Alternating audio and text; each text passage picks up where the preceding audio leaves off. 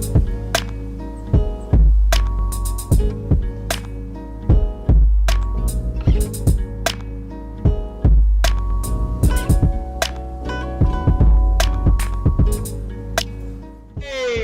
ladies and gentlemen, welcome to Mike T Sharp, the podcast, aka the Black Awareness Rally podcast. You can be rocking with anybody in the world right now. You're here with us, and for that, we do appreciate you. It's your boy Pledge, alongside with my main man B. What's up? And welcome to the conversation.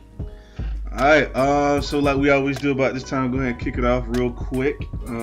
B, your local microaggression, white people expert, aka educator. You know what I mean? Yeah, and this Pledge, your family man, that's still trying to stay grounded to the culture, but also trying to make things happen for me and my family. Wife, 2 kids here, so just trying to stay up on what's going on and also trying to hold the household down. All right, so let's get into it. So each week we're gonna try to bring y'all a Black Awareness Rally moment. What that is, just like the movie. Again, if you ain't never seen Coming to America, you don't want to listen to this podcast because that is going to be a huge influence on everything that we do. Namely, that segment where we had the sisters being appreciated on stage. We call it the bikini contest. We're not just going to look at the physical assets, but we're going to look at all the other assets the sister bring to the table. We're going to look at the community news. It's the segment where the sister asks for the change. Rather have the kind that follows, but we appreciate the kind that jingle. Teach them well and let them lead the way. There you go. And then never forget Mr. Randy Watson. That's going to be our local music, art appreciation. Let's get into it. So, Pledge, go ahead and kick us off. What's your Black Awareness Rally moment for the week? To start off on a positive note, we talk about that young brother that was battling homelessness for a while, but that was able to get into 17 colleges. Yes, sir. So it shows you it's a true inspiration, and it is something for all of us to strive to, whether we have our own kids and trying to bring them up, and also trying to bring other kids who are less fortunate enough. This cat, he really leaned on a lot of other people. He bigged up the nonprofit organization that helped him, his mother, and his siblings out. So as I said, it's a true inspiration for all of us to learn from and to help us to get more involved in our communities and helping not only our own kids out, but helping the other kids who are as less fortunate. Cool. We see you, Dylan Chittick. My community awareness moment would have to be. Now we don't get into that yet because I really want to get into this big old scandal with Aunt Becky sending all the kids to college. But let's go with a little lighter note. I got a sister out of New York. She's the Attorney General. She's actually issued some subpoenas to banks trying to get some records against President Cheeto. Okay. So I refer to him as 45. 45, you know what I mean? I don't know, they make Coke 45 look bad. So you know what I mean? We don't want to mess up the culture too bad by giving him that number. So I like to call him Cheeto in Chief, Agent Orange. You know what I mean? Shout out to Spike Lee for the nickname. But that sister is Letitia James, again, New York Attorney General, issuing the subpoenas. What you got for your? Let's get into your art. What you listening to this week? What's inspiring you? Black art. Well, I'll just kind of piggyback off the iHeartRadio Awards to where Alicia Keys got Innovator of the Year award, which was a big honor for her because, as I said, in an industry that tries to make women fit into a certain box, Alicia Keys has always just kind of created her own lane and stayed true to herself, and that's something that she was very proud of when she was receiving the award and gave her speech. So big ups to the beautiful Alicia Keys. My black art / music culture appreciation for the week is there's just been an announcement that they're going to make a Green Book documentary because so many of the people, the Melanin Squad, was pissed about that movie. The family was not happy about the Green Book film. Basically, the dude that was in it was a racist in real life, and Family was saying, yo, that portrayal of their relationship was completely off base. And I'm glad to hear that somebody's going to take up the mantle and actually try to put out an accurate representation of what the Green Book actually is. Maybe we'll get into that one day, what the Green Book is, but I'm looking forward to that. So that's my art appreciation for the week. Full disclosure, I have not seen the movie. I have heard the critical acclaim Don't for it, see it. Don't see it. but I did hear that the family did give a lot of pushback Yeah. on the movie and Yeah. kind of just outright, went completely against it. So Yeah, they said they didn't even talk to him, man. No consultation whatsoever. So out here yeah, making your boy look like he ain't never seen fried chicken. You know what I mean? Out there looking like a fagula. You know, but whatever. Shout out to Marshala Ali, man. You can only do what is available to you unless you out there trying to make change. One of my favorite actors right now, up and coming actors. oh So yeah, he's definitely out there they're doing doing the this thing. thing, yeah. What you got for the bikini contest segment, brother? Should be good. For the we already went over the bikini contest. That was my section though. But I did my part as well Ooh, I forgot. with Alicia Keys. Oh, I thought that Yes. was your black art thing. What's your black art segment? No. We completely botching this up. First episode, so forgive me. I did my Letitia James. That was the Attorney General. That was my community awareness part. I didn't actually share my bikini contest winner. So, yeah, man, you brought up Angela Rye, man. I'm kind of stuck on that. You kind of threw me all the way off. Oh, she do that to you, huh? Yeah, she do that to me, man. That's a sister that's got a little bit of the ratchet side to her. I think her term is Sophista Ratchet. Shout out to Max. Maxon. Maxon actually says that too. Okay. Said the big homie. So yeah, she's Sophista Ratchet. I will definitely give it Ratchet Reduced is another way he puts it. Oh, okay. But that sister's extremely dynamic, man. That intellect is very, very, very appealing. And I love that she just in the face of the oppressor and just giving it to him day after day, time after time. So shout out to Angela Rye. You got my nod for the week. Sounds good. So let's get into it. So, if anybody's wondering, don't know the nature of our relationship, Pledge and I are homies from way back. We're talking about like summer '02. No, not summer '02 because you weren't here Fall yet. of '02. Fall of '02. Yes. University of South Florida, Tampa campus, roommates. Yes, interesting story. Yeah. I actually had to convince somebody who was already my roommate to move out to make room for B to move in. But how do we meet though? You fast. We got to back it up a little bit. All right, I was taking intro to the university class. Yeah, university experience. University experience. Yeah, that's the name of the class. And so, like the first day of school, everybody is anxiously awaiting in the class, and the first person that walks in the door with some type of authority attached to him was B, and so we automatically assumed that he was the professor. Not so much. Nah. I mean, it do help to be like 6'3", you know what I mean? Rocking a lot of the Sean John wear at the time, you know what I mean? I was. And you had a nice satchel too. Yeah, and I had a satchel and a briefcase. That made you look really official. That did. I forgot all about the satchel. Shout out to the satchel gang, you know what I mean? Gang. And so I thought this young brother was a professor. It turned out that a older brother who was just as cool happened to be the real professor. Yeah, with Dr. Wright? Dr. Wright. Dr. Samuel Lamar Wright. Yes, who really looked out for us during our time at University of South Florida. That was the OG. Yeah. So that's the moment we met. And what do you like? He was the only brother in the class, wasn't he? Yeah, like most of the time. Yeah. Any room that I'm in. Yeah, that seems to be a trend, huh? Yeah, so that's how we met, and kind of hit it off from there, and then we kicked out Billy Hope out the beta. What that? We was in beta. Yeah, in beta. As I said, God doggone beta. That was the first sales job that I ever performed. Was convincing him that it would be a good idea for him to pack all of his stuff and move across the hall to a stranger. And it worked. And what do you say? 17 years later, here we are. The rest is history, man. So that's how we met. You've been the homie the entire time. So let's get into it, man. Now that we got that out of the way, let's go ahead and roll into Aunt Becky paying to get the kids in college.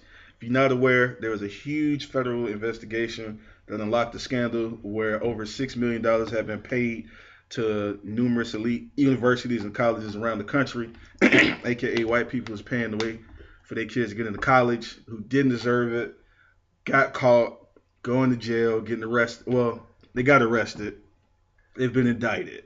Doesn't mean they're going to jail, but that's where we're at in the story. Of course, Black Internet was on fire because how many times have you heard about aunts and uncles and cousins and nieces and moms, dads fronting you their address so that you can go to the better school in a different neighborhood other than your own, and how you had to keep that an entire secret. I remember that was like wearing the Star of David in my household because we had to benefit from that a couple times, and I didn't know it was a crime, man. I didn't know it was actually illegal to do that. But I did know that we was not allowed to tell anybody that our address was not our address. Yeah, so but to find out that they had been doing the same thing the entire time, dog. High stakes. High stakes. You're talking about 500 G's to to go to USC and Stanford. What, Boston College You too? got coaches involved in this that are giving out athletic spots and scholarships and things like that or whatever. Then one girl was like, she was on the crew team or something like that and never played. Yes. This was Aunt Becky's daughter too. So yes.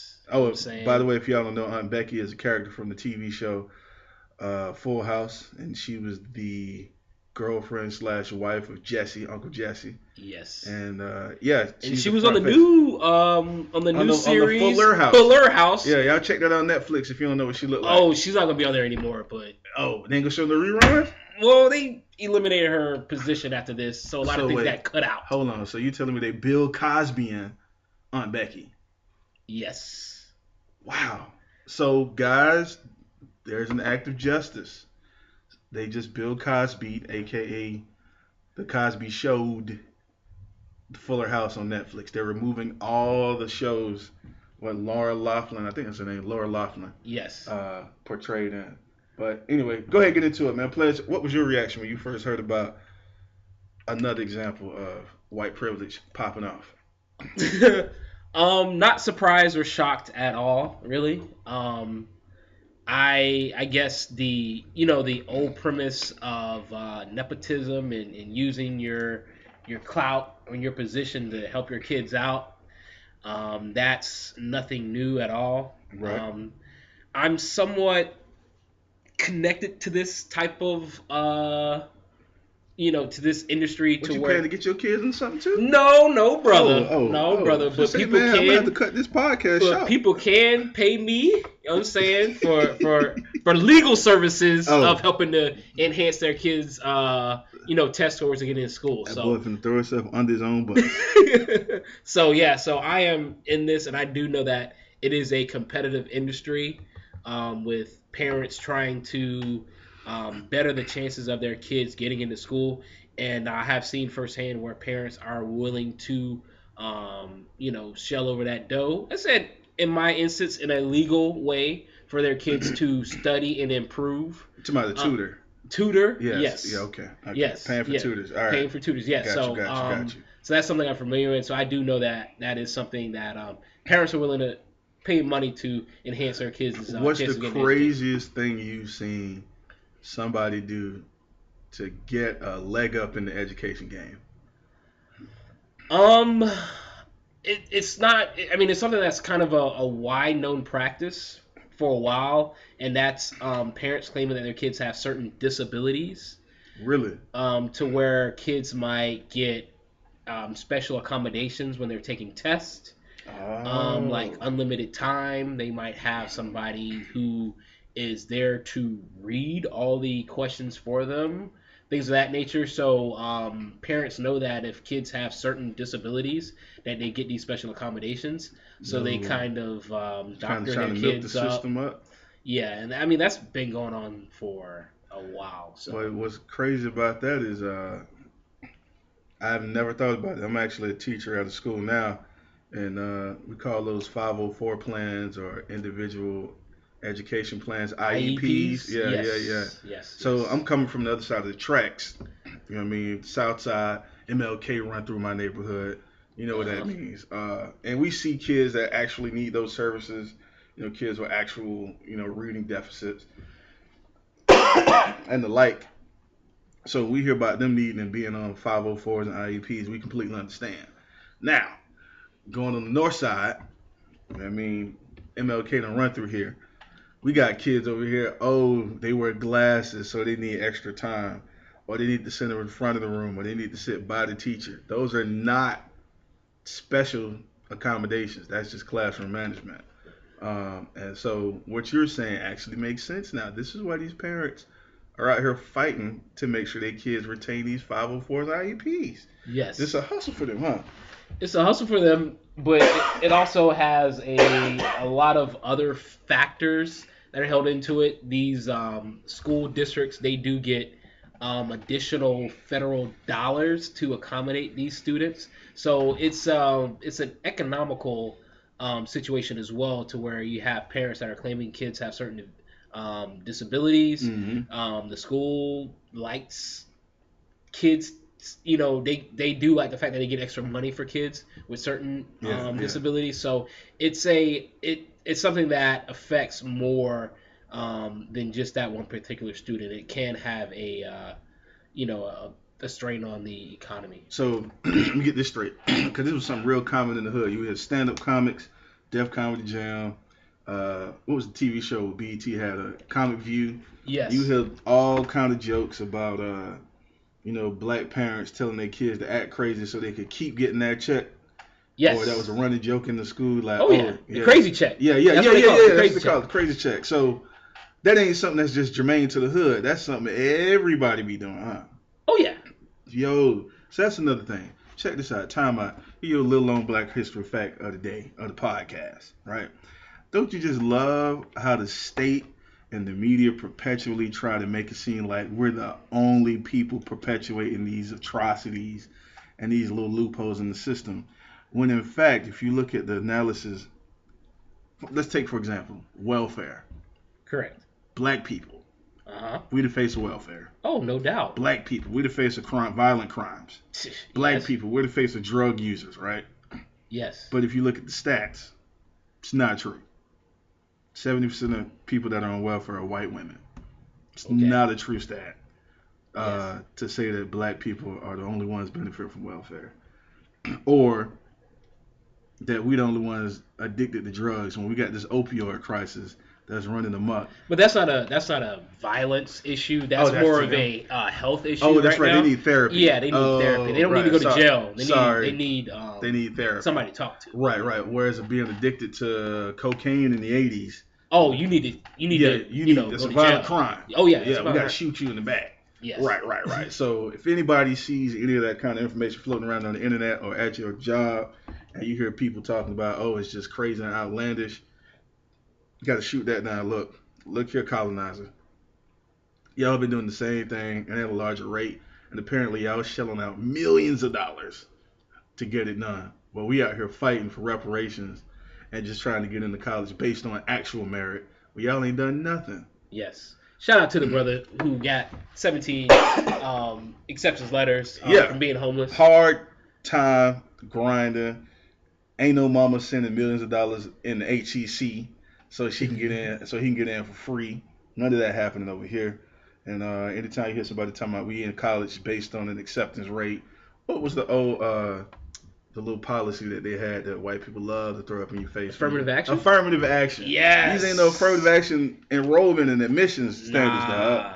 So we got the new. We gotta come up with a name for that. What we gonna call the white people version? Paying for it. Pay to play. What they call? We're gonna call it pay to play. We're just gonna call it America. That's what we're gonna call it. Oh, all right. That worked. That's a catch-all term I like. Yo, but Make it great again. not.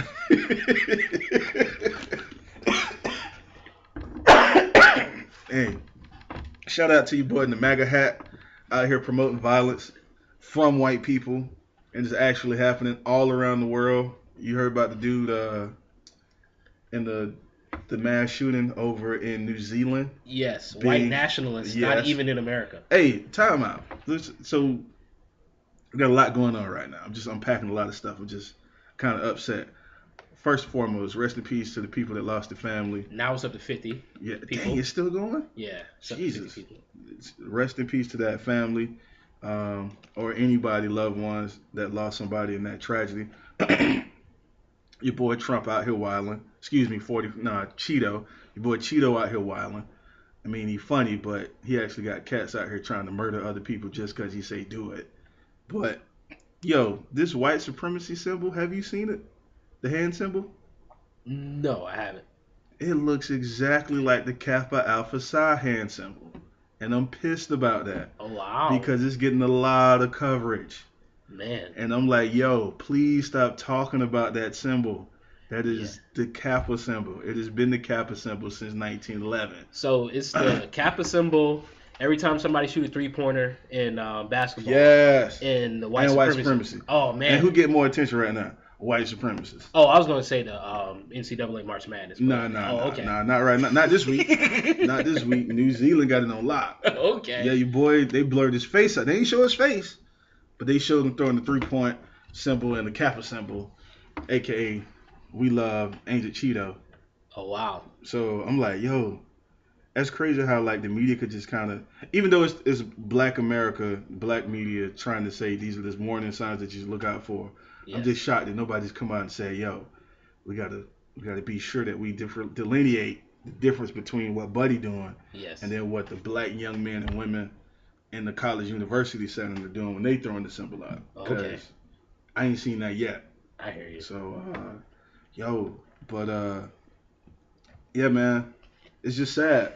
You hear about the mom that got arrested for trying to get her 2 kids. She basically was trying to benefit the exact same way from the system. She wasn't paying for it, obviously, but she had used a fake address to send her kids to a different school, a better school in a better neighborhood. She actually ended up getting jail time for that. Okay. So, you know what I mean? We out here getting jail time for doing it for free using fake addresses. Meanwhile, people out here flat out paying for it. Wow. I full disclosure, we did that with my oldest son last year. Dude. Did not know it was a jailable offense. Yeah. But so I mean now we know. Listen, I just if we throwing black moms in jail for doing it, this shouldn't even be a question. This should be an open and shut case because they're paying to get their kids into elite universities. Yes. You know what I'm saying? And I think the bigger issue is that when you have somebody who's not qualified for a position in a school, is that they're taking the spot of somebody who is qualified. Mm-hmm. I think that's the biggest issue here is that if you only have 10 slots and 2 of those slots go to people who are not qualified, that means that you've given up 2 spots to people who are qualified. That is the biggest issue. But that used to be the reverse argument for affirmative action. So we would have the melanin deficient out here arguing, oh, I earned it, I deserve to be in Ivy League schooling, and you let this black guy in because of affirmative action who doesn't deserve to be here. Yeah. Time out on that rhetoric. First and foremost, if you have not, look up the meme called mediocre white man.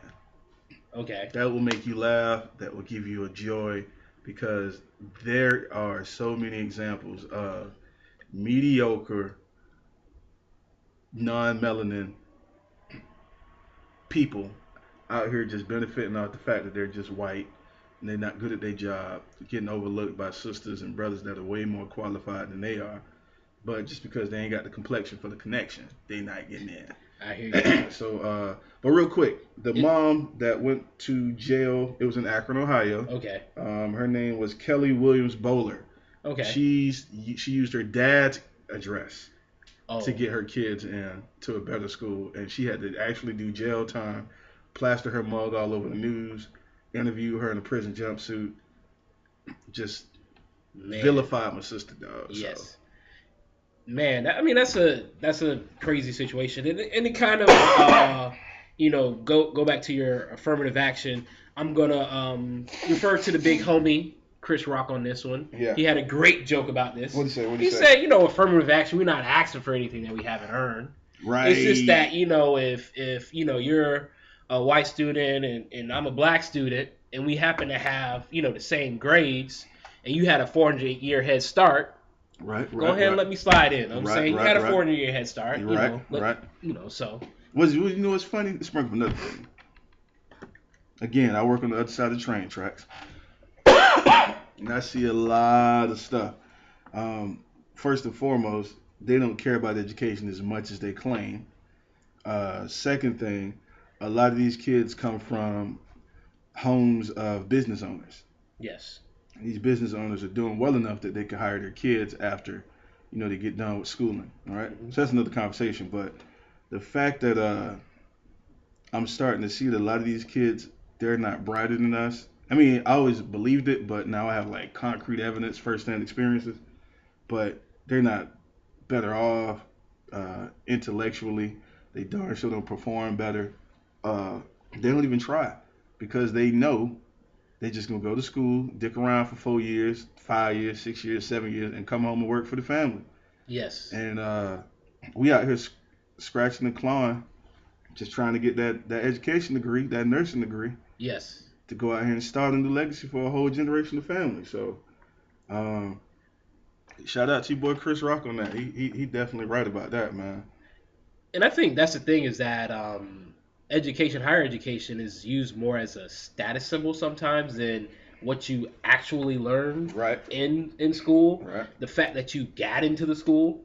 Yep. The fact that you have a network of other, alumni network is, people that you can call on or tap into. I think those things are held in more esteem than what you actually learned while you were at the university. Mm-hmm. So you think that's why they pay to get in? Oh yeah. As I said, getting in is the first process.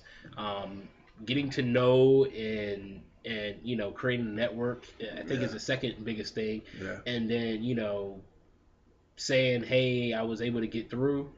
Did I learn anything? Not necessarily, but hey, I got through from this prestigious university. Right. And I know other individuals who went through this university with me. So that would explain why Laura Laughlin's daughter, I believe it was Laura Laughlin's daughter, was on the university president's yacht when the investigation scandal broke. When they were trying to reach out for comment and talk to her.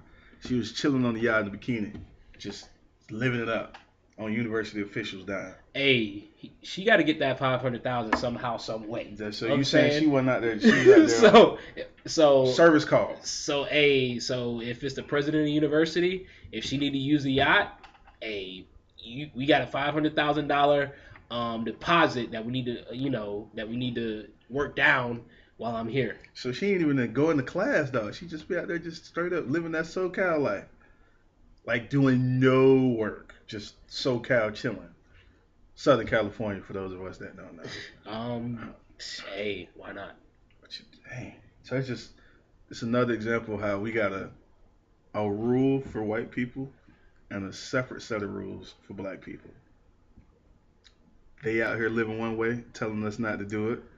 We out here trying not to do it, and they still throwing us in chains under the bus. Well, it'd be interesting to see how things turn out. In this case, They're gonna go to jail. I seriously doubt it. If you got $500,000 to get your kid in school, I'm pretty sure you have $500,000 to keep your behind out of jail. So, you don't feel like I don't know. There's very few instances where justice gets served on that. So, keep your eye out for that. Definitely got that scandal going on, popping off and brewing. We're gonna try to move on to the next segment though. What we had on deck for this one? Talk about the music industry. Yo, shout out to all the music lovers out there. There's been a lot going on with music lately. Yes. Some of the black icons. Oh, taking them down. Raised y'all children because I didn't like his music. But, I was a hater apparently back in the day. Oh, yes. So, especially when, what was that, Chocolate Factory came out? Yes. You was spinning that heavily back in undergrad. I just couldn't understand it. But, to each his own. I mean, music is kind of is nostalgic, and you kind of play songs that remind you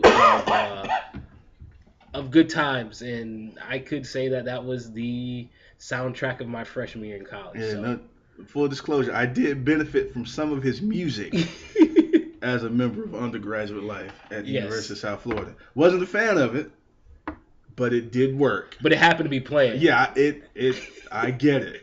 I certainly get why we love his music. So, shout out to that brother who probably should remain nameless, but Robert Kelly.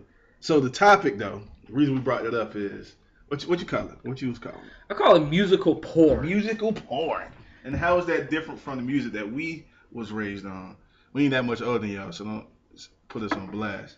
But we talking mid '90s, early '90s. You know what I mean? Maybe even the late '80s. How's that music different from today? I just think there was nuance, and I think one of the oldest things that since the beginning of time is love. I'm saying you trying to woo the attention of a certain young lady, and I think that old school music, old school R&B, kind of took both man and woman through the process of how that comes together, the emotions that were expressed in the music, the tactics The tactics that were used to woo such young lady, things like that my were dad like to expressed call in it talk game. the talk game. They taught you how to run and learn the talk game. Yes, So if you ain't had no talk game in your song back in the day, they ain't want to listen to it. true. And I think that's lost in music today. I It's think lost it's art? just it's lost. I think it's just What you mean? What you mean? What? I mean, Chris Brown just be saying he walk up to her and just tell her like it is, like it IT is. When a rich nigga wants you, can't yes. do nothing. You know what I mean? That's Uh-huh. ain't no talk game. That ain't popping. I think it might be talk game for people of his caliber, but I don't think that's talk game for the normal everyday cat walking around on the streets. I don't know. I'm out the game. I'm married. You out the game? So I don't have to rap to the young ladies no more, So I or got use yeah. my talk game no more. So you I got to expound tell. on this. Oh, okay. So I mean, can you use these modern day song lyrics to woo the attention of a young lady? I do know that I cannot say water anymore to a chick. Apparently, that word has been commandeered by the hip hop community to mean very, very. How can I put this? Because my mom listening. Let me see how I can put this. A sister that's very well hydrated, Okay. and the brother benefits from that when they go into worship together in the privacy of the bedroom. We Okay. put it like that. Okay. So I know one thing is for sure. I certainly got to take that word out of my lexicon. Okay. I can't. Oh, my vocabulary. Excuse me. It's a big word. I can't use big words. I got to take Delicacy. that. Yeah. Stuff like Hey, shout out J.R. Smith and the Knuckleheads podcast. He looked out my dog. My dog is a family man, and he doing this thing. Hey man, y'all get off J.R. Smith. That man was working hard, doing what he know what to do. So anyway, hey man, it's a lot different out here because the music does make a lot of people think and behave differently, dude. And we got so many terrible examples of how people should behave and conduct themselves in a dating situation, and it does get a little tough at times, especially if you're a brother out here trying to win straight up yes. and not just be out here slinging drugs and parties and all of that stuff. So I certainly can attest to that. But a brother talk game is still strong. I hear you. It might take a little longer than it used to, but it's still strong. I do know we got people like Cardi B and City Girls, and I can go on a long list of artists that are making it real tough for somebody to be straight up and trying to get to know you. Yes. So, whereas Usher probably was trying to talk to, you remind me of a girl that I used to know, you can't say that no more. Yeah, but those are situations that every young man can relate to, though. Yeah. And I don't know how relatable the music is today to situations that young men find themselves in. I mean, we take showers, so I guess we can relate to water and splash, and she got that wet. Yeah, that's a really big term right now, but Yes. I don't know, man. When the leading single out right now is "Ain't Nothing in This World That I Love More Than Checks," and all I really need is the money. Yes. or F them, then I get some money. You know what I mean? That's kind of sort of the mantra is right now. And I ain't saying don't sisters. I ain't saying don't hustle, brothers. I ain't saying that that's what you want to do to get at it. You do your thing, but you know some people out here that's trying to get straight up, man. They want genuine connections with people, and it's tough when you got to go through these artificial means of trying to get it. So I see how you saying this new R&B porn kind Yes. of make it real hard because you know Patti LaBelle got a song straight up and down say "Loving Need and Want You." You Yes. know what I mean? That's straight up and down. Let you know how she feel about you. Jill Scott. Jill Scott got a dope song called "I Need You," and the Yes. entire premise of that song is she's just running down the gamut of all the things that she can do as an independent single lady, but saying even though I can do all these things, I still need and want a man in my life. Yes. Can you think of any songs that's popping like that right now? That's saying, look, I'm out here hustling, getting this paper, X, Y, and Z, but companionship is invaluable. Um, nothing that comes to mind. I mean, the only thing I can think of is Beyonce, Jay Z, their joint venture kind of was a really good kind of for couples. I would say. I know Ain't I nobody talked to a lot listening of. to it, dog. I know nobody listened Ain't to it, nobody listening to that. but I think we had this conversation to where the singles really didn't understand it, Yeah. but couples I get it. understood I it. got it. Yeah. I'm saying because we are in those situations. Right, right, right. I mean, So I'm not. I'm still single. Check out my Instagram, my MySpace, my Black Planet. the planet. Hey, Solange, if you pull the Black Planet back up single-handedly, I will renew my account. I know how to decorate my page now. I'm putting music all up in that thing. So, yo, shout out to Solange on getting renewed interest in the Black Planet. But, Hey, this podcast can end up on Black Planet. yo, hey, Black Planet, holla at us. We're going to make podcasts just for y'all if y'all need us to. We got y'all. But, dude, it's just, it ain't impossible, man. It certainly like, put it this way.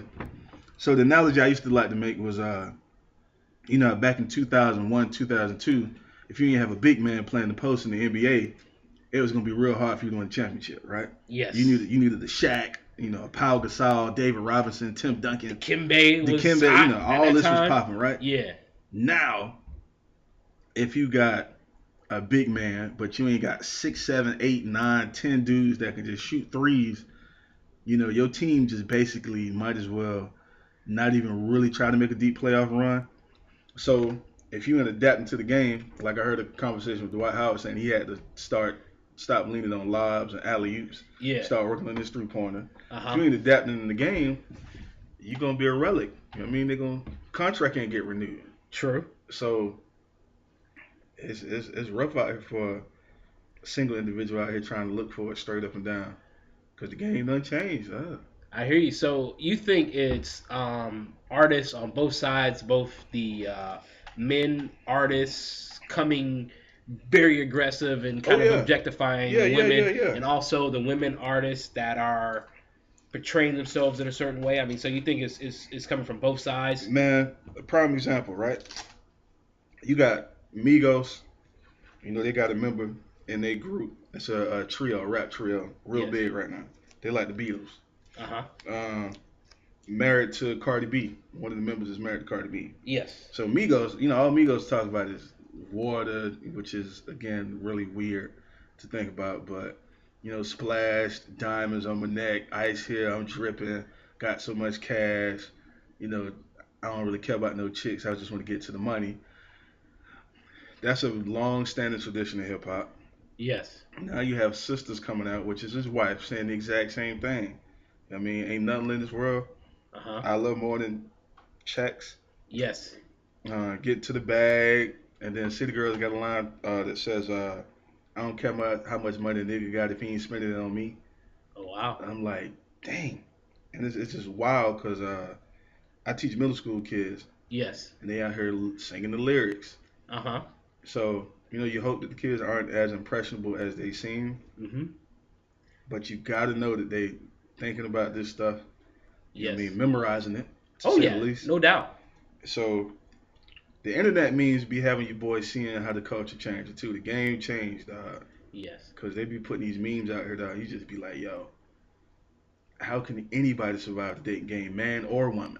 Uh huh. Cause it's rough, man. Like some sisters get off on toying with dudes for the attention, and then back in the day, it just used to be dudes who try to objectify a chick just to smash and dash. Uh huh. It's like they all in the same game now, dog. Like, Yes.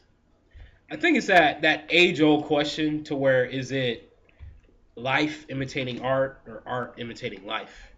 To where is what's really happening in the relationships between man and woman, mm-hmm. or is it just just art and fantasy world and make believe? um, that's I especially like to think that art has a responsibility because you're putting it out here for the public to consume.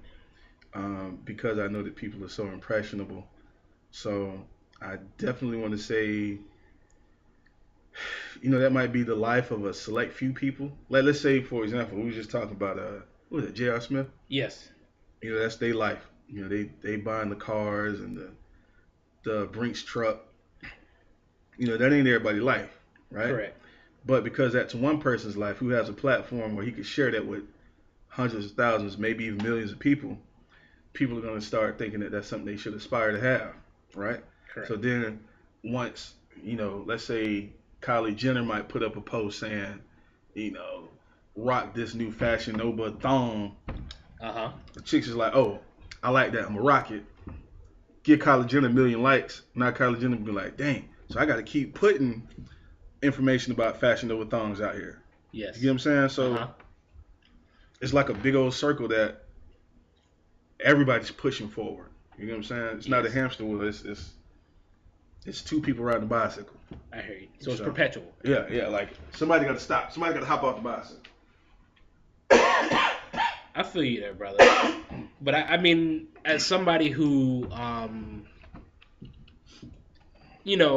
full disclosure, I on the side, I DJ a little bit. You be DJing that? Yeah, man, come on. Okay, yeah, my dog be DJing. So, and I always, go into everything. Like I love all types of music, but when I'm putting it out for everybody else to enjoy, I'm always cognizant of what I'm putting out and making, and making a really conscious effort not to offend anybody. Mm-hmm.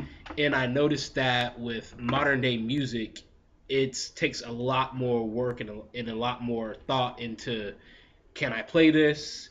Will it go over well? Will I offend somebody? Yeah. And I noticed that when I do what you quote unquote old school parties, I can just let it play and not have to worry about anything. Right.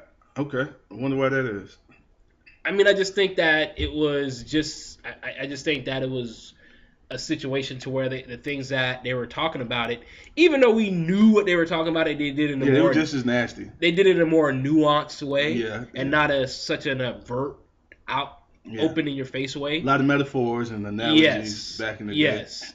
Like one of my favorite songs is Encore, which is by Jay-Z? No, the one before that one. Was that Better Right? No, I want to say Your love so good. Yeah, that one, that joint right there.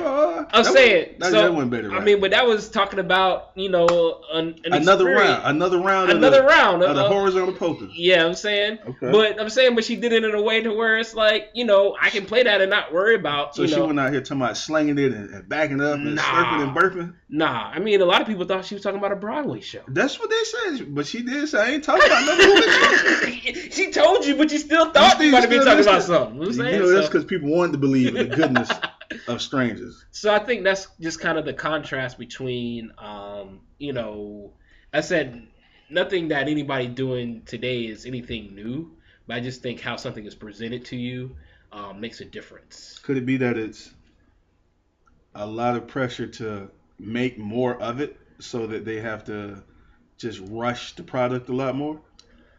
I think it's a method of, as I said, art, anything is you have to give people what they want.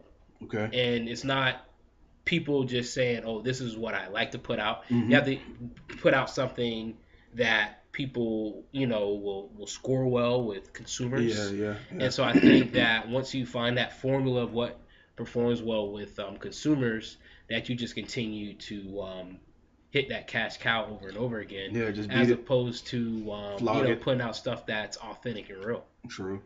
Well, I for one, I still have the ability to locate some music that seems a bit more authentic, and that try to. It's some nice vibes still out there. I mean, it's harder to find. I mean, sometimes it's weird because the people that's making the legit vibes ain't brothers and sisters, so that Yes. kind of make you feel bad sometimes. But no, it's still out there. Uh huh. Uh, I used to like to share it, but I see that a lot of people ain't really vibing with it as much as they used to. Correct. So I kind of keep it to myself. But man, if you're out here looking for something that's legit, uh, I mean, some authentic companionship vibe type music, it's out there. Yes. I guess It's I just can't. not gonna get the. It's just not gonna top the charts. Yeah, yeah, it ain't gonna be on the charts. It ain't gonna be on the radio. It ain't gonna stream across Facebook too tough. So Correct. I mean, get out there and look for it. You got people like Layla Hathaway. Uh, I want to say Jill Scott, but I ain't really been listening to her music in a while. You got people like shoot, Shout out to Jill. I mean, she puts on a great live performance. One of yeah, the best concerts I've ever been to. okay, Just a Jilly side from note. Philly. Yes. I don't know, man. I just I don't really listen to R&B much anymore. Well, I'm sad to say that, but I don't think there is any more R&B. I think it's that. out there. It's out there. Oh, okay. It's just it ain't. You not gonna see it being promoted. Oh, okay. You're gonna have to like stumble on it. Oh, here's a website. You can check out soulbounce.com. Okay. You can check out OK Player. That's OKAY player.com. Okay. That's a good spot to check out some music. Um, those are two places I think would be a real good start for somebody that's looking for some legit companionship R&B type stuff to check out. But in the meantime, right now I'm just on vibes and instrumentals right now. So I apologize. I'll get some research done and let y'all know what's up. But yo, we ran over our scheduled amount of time. Time just flies by when you're having fun, man. yeah. I don't want to talk too long. Kind of want people to hear the entire podcast, Yes. and it's about getting close to 50 minutes now. So And we do want to make this an interactive podcast, so we throw out our thoughts and ideas, but we do want to hear yours. some So, feedback. give us feedback, responses, your personal situations that you encounter that can add to the discussion. Yeah, So we do welcome that, and we look forward to hearing it. we'll be back at you next week. Hopefully y'all digging the content. We'll keep these Black Awareness Rally moments coming, and we'll see y'all next week. All right, thanks for rocking with us. God bless, and we'll see you next week. Peace.